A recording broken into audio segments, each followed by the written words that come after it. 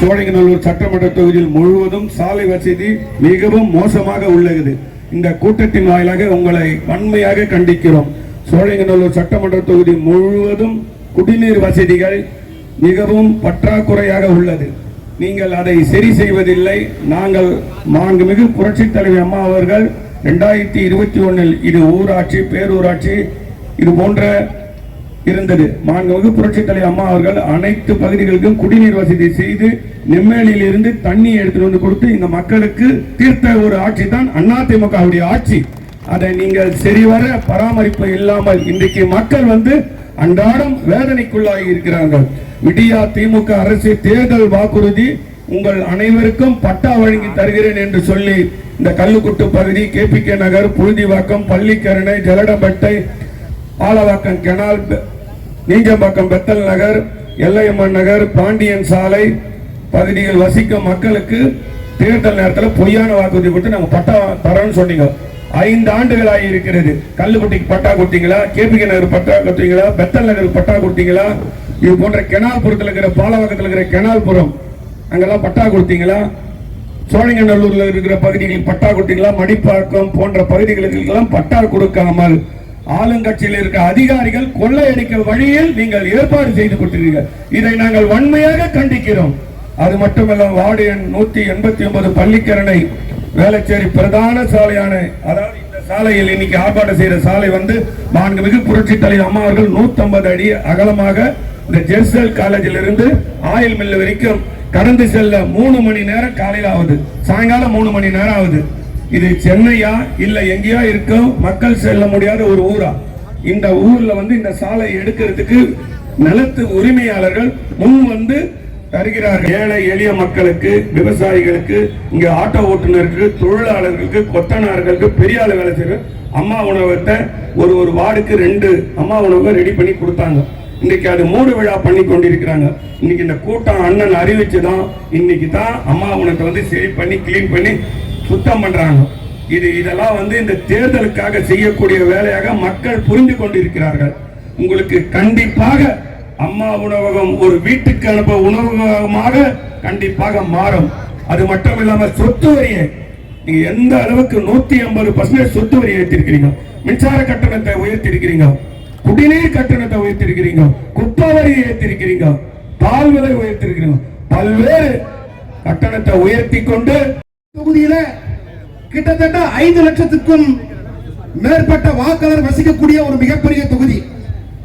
ஆனால் இந்த தொகுதியில இன்றைக்கு ஒரு பாராமுகமாக ஆளுகின்ற அரசு மக்களுடைய அடிப்படை தேவைகளை நிறைவேற்றி தருவதே இன்றைக்கு மெத்தனம் காட்டி மக்களை ஏமாற்றி ஆட்சிக்கு வந்தது போல இந்த தொகுதி மக்களை அந்த அடிப்படை வசதிகளை செய்து தருவதிலே மெத்தனம் காட்டுவதை கண்டித்துத்தான் இன்றைக்கு அனைத்து இந்திய அண்ணா திராவிட முன்னேற்ற கழகத்துடைய எங்களது பொதுச் செயலாளர் மீண்டும் 2026 தமிழகத்தினுடைய முதலமைச்சராக புரட்சித் தலைவர் எம்ஜிஆர் ஆட்சி, புரட்சித் தலைவர் அம்மாவுடைய ஆட்சியை வழிநடத்திருக்கக்கூடிய மாண்புமிகு அண்ணன் எடப்பாடியார் ஆணையின்படி இன்றைக்கு இந்த கண்டன ஆர்ப்பாட்டம் இங்கே நடத்தி கொண்டிருக்கின்றோம்.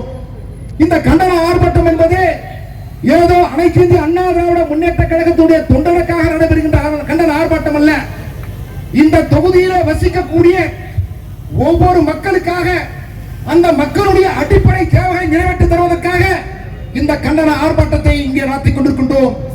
குறிப்பாக இந்த தொகுதியில் இருக்கக்கூடிய சாலை, அந்த சாலைகளை புதுப்பிப்பதற்காகவும் புதிய சாலைகளை மேம்படுத்துவதற்காகவும் இந்த கண்டன ஆர்ப்பாட்டத்தை நடத்தி கொண்டிருக்கின்றோம். சென்னை புறநகர் மாவட்ட கழகத்தின் சார்பிலே அண்ணா திமுக ஆர்ப்பாட்டம், ஆளுமை மிக்க புரட்சி தமிழர் எங்கள் தலைவர், கழக பொதுச் செயலாளர் எடப்பாடியார் ஆணைக்கிணங்க நடைபெறுகின்ற ஆர்ப்பாட்டம், போராட்டம் இது போராட்டம், சோழிங்கநல்லூர் தொகுதி மக்களின் சோழிங்கநல்லூர் தொகுதி மக்களின் அடிப்படை வசதிகளை அத்தியாவசிய தேவைகளை நிறைவேற்ற தவறிய விடிய அரசை கண்டித்து போராட்டம் இது போராட்டம்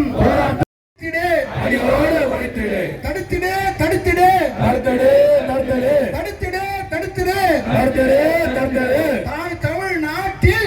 தமிழ்நாட்டில் மக்கள் விரோத திமுக ஆட்சி முடியும் நேரம்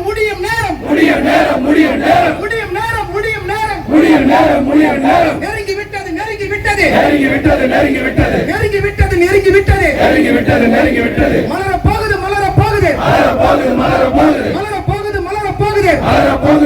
போகுது புரட்சி தலைவர் எம்ஜிஆர் ஆட்சி புரட்சி தலைவி அம்மா ஆட்சி போராடுவோம்